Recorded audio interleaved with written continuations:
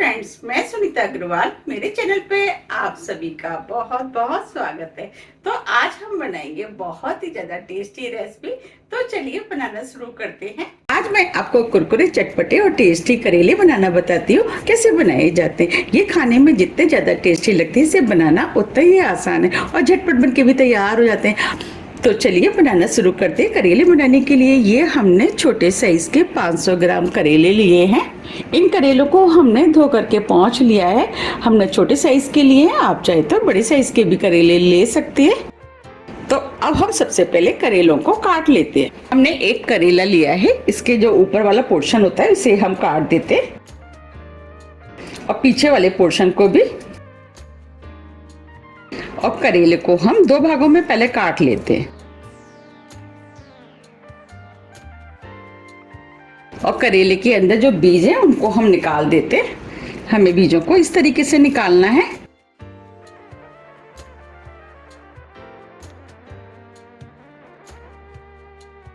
देखिए, ये हमने करेले में से बीज निकाल दिए हैं। अब दूसरे वाले में से भी निकाल देते हैं। अगर करेले के अंदर कच्चे बीज हैं तो आप इन करेलों को बिना बीज निकाले भी बना सकते हैं। ये थोड़े से पक्के वाले बीज हैं, इसीलिए हम इसे निकाल रहे हैं। देखिए, ये हमने दोनों में से एक बीज निकाल दिए हैं। अब हम एक करेला ले लेते हैं और इस करेले को हम इस तरीके से पतला पतला लंबा लंबा काट लेते हैं।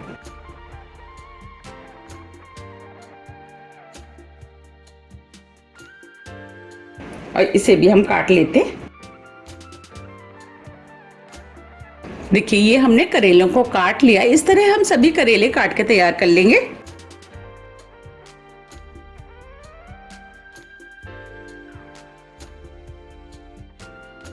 ये हमने सभी करेलों को काट लिया है। अब जो हमने करेले काटे थे वो हम इस प्लेट में डाल देते हैं। अब जो करेलों के अंदर कड़वापन होता है उसे कम करने के लिए अब हम इसके अंदर 1 टीस्पून नमक डाल देते हैं, आधी टीस्पून हल्दी पाउडर।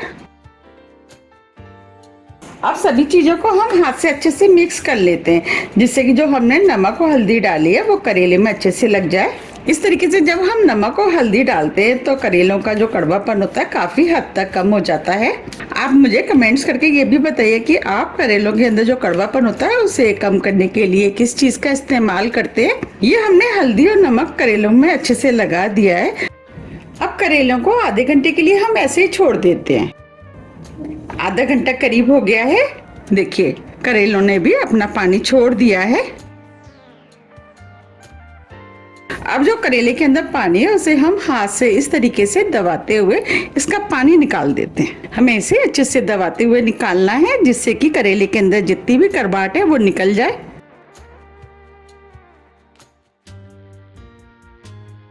ये हमने करेले में से पानी निकाल दिया है। अब करेलों को हम इस बाउल में डाल देते हैं।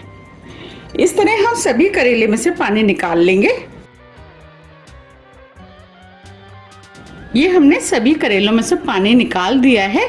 देखिए, करेले के अंदर कितना सारा पानी निकला है। इसका मतलब करेले के अंदर जो करवाट थी वो काफी हद तक निकल गई है। आप चाहे तो इस पानी को फेंक भी सकते हैं। अगर आप डायबिटीज पेशेंट है तो आप इसके अंदर थोड़ा सा पानी मिला करके पी भी सकते हैं। लेकिन ये पानी जो होता है काफी कड़वा होता है। आप मुझे कमेंट्स बॉक्स में लिख के जरूर बताइए कि आप इस पानी का कैसे यूज करते हैं। अब इन करेलों को चटपटा बनाने के लिए इसके अंदर हम मसाले मिक्स करेंगे। मसाले में आधी टीस्पून कश्मीरी लाल मिर्च, इससे करेले के अंदर कलर अच्छा आएगा। और ये मिर्च थोड़ी सी कम तीखी भी होती है। अगर आपको तीखा पसंद है तो आप तीखी वाली मिर्च का भी इस्तेमाल कर सकते हैं। 4 टीस्पून हल्दी पाउडर, 1 टीस्पून धनिया पाउडर, 1/4 टीस्पून गरम मसाला। अब इसके अंदर 1 टीस्पून अमचूर पाउडर डाल देते हैं। आप इसकी जगह चाट मसाले का भी इस्तेमाल कर सकते हैं। अब सभी मसालों को हम मिक्स कर देते हैं। अब ये सभी मसाले अच्छे से मिक्स हो गए हैं। अब करेलों को क्रिस्पी बनाने के लिए 2 बड़े चम्मच चावल का आटा डाल देते हैं। आप चावल के आटे की जगह अरारोट या कॉर्नफ्लोर का भी इस्तेमाल कर सकते हैं। 1 बड़ा चम्मच बेसन, अब दोनों चीज़ों को करेले में अच्छे से मिक्स कर देते हैं, जिससे कि इन दोनों की कोटिंग करेले के ऊपर अच्छे से हो जाए।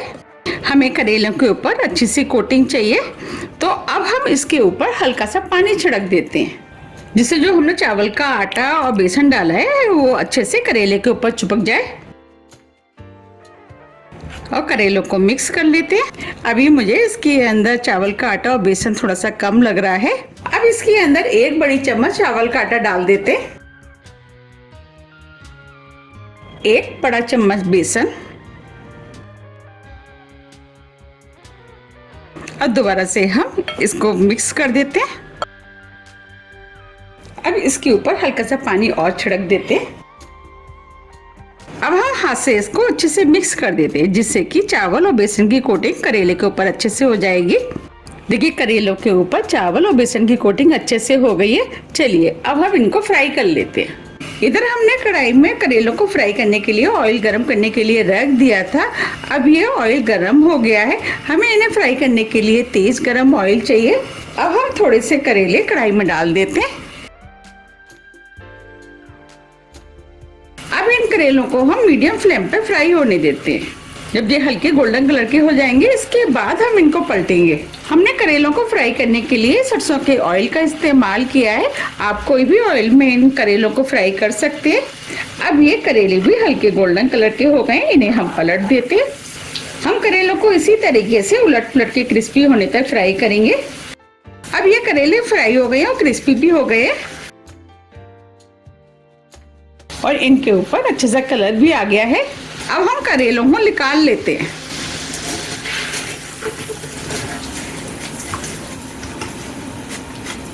देखिए कितने बढ़िया फ्राई हुए हैं। इन्हें हम छलनी में निकाल लेंगे। अब कढ़ाई में हम और करेले डाल देते हैं। हमें इस तरीके से करेलों को खोलते हुए कढ़ाई में डालना है। अब इनको भी हम बिल्कुल उसी तरीके से फ्राई करेंगे जैसे हमने पहले किए थे। अब ये करेले भी फ्राई हो गए हैं, इन्हें हम निकाल लेते हैं।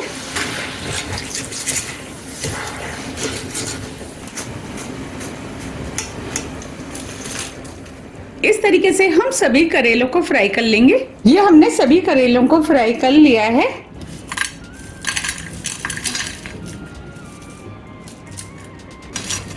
देखिए कितने क्रिस्पी करेले बनके तैयार हुए। अब इन करेलों को हम और भी ज्यादा चटपटा और टेस्टी बनाने के लिए इसके अंदर कुछ मसालों का इस्तेमाल करेंगे।